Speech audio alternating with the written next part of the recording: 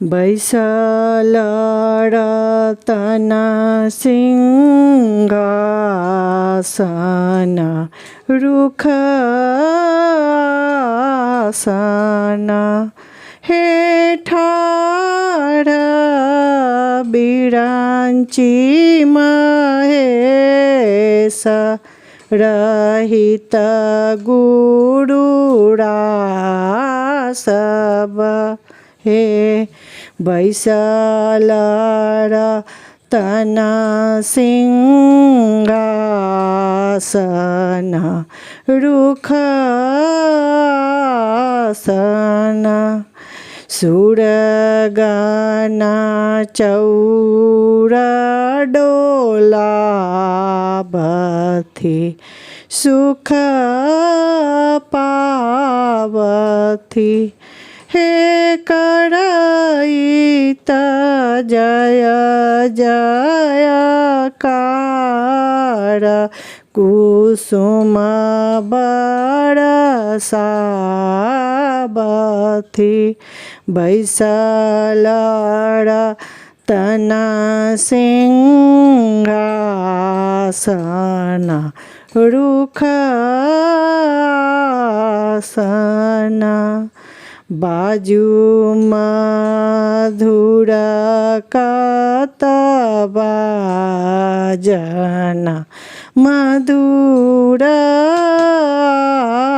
जन हे नाचती मंगल गावी अमर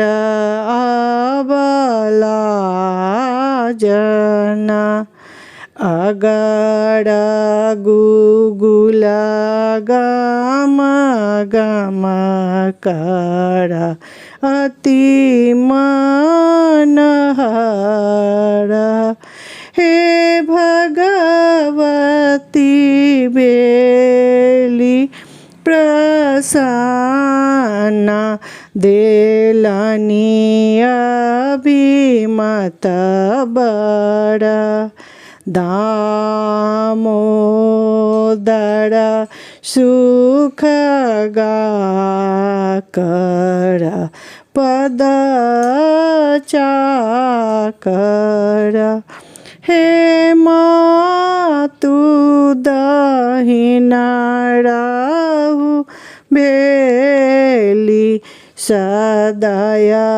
करुणा कर बैसलरतन सिंहासन रुखासन हे ठार बिरांची महेश रहित गुरुरासव।